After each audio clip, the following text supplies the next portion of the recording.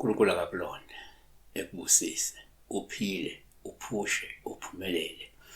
Igama nguPastor Winning, i-channel kuyi-New Flick, kodwa-ke inamba isensitive kuphela uma ungumlandeli, uma uyimemba. So ngo-9 kuya ku-5 ntambama kuphela uyafona awungathabi. From Monday to Friday kuphela, sanje ngisesontweni. Xolani yiliwe 6807 Amentatha. Ndicela ukwazi uma ekuleqa umvundla kuthi ukuthini endini, ngimoyikile qhubeke ndileqa. Ngayeke.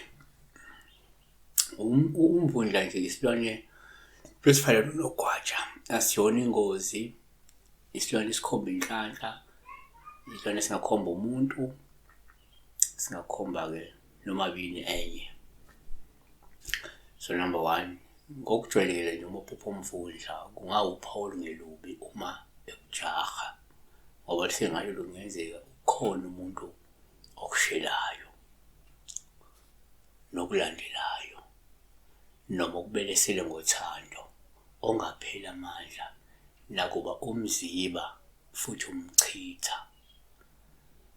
Timothewu wesibili chapter 2 verse 22, kepha balekela izinkanuko zobusha ujonge ukulunga nokukholwa nothando nokuthula kanye nabakhulekela enkosini inhliziyo ehlambulukileyo.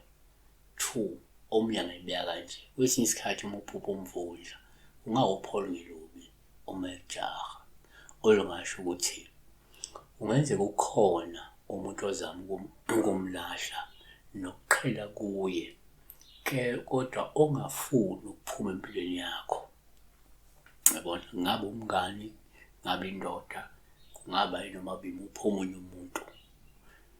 Timothewu wokuqala chapter 6 verse 11, kepha wena muntu kaNkulunkulu balekela lezo zinto, jonga ukulunga nokumesaba uNkulunkulu nokukholwa.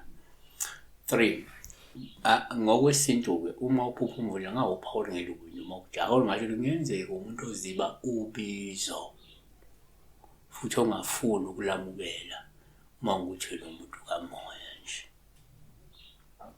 4, kuyenzeka uma uphupha futhi umvundla kungawuphawu olungelubi uma ekujaha, olungasho ukuthi kungenzeka ufundekelwa ngento noma ufundekelwa ngomsebenzi okanye umklamo noma ngamathuba ongawafuni wena, kube nalo muntu lo ufuna lezi zinto lezi, yabo.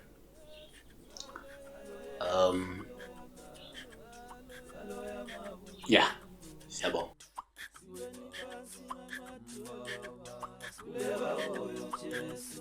Siweni phansi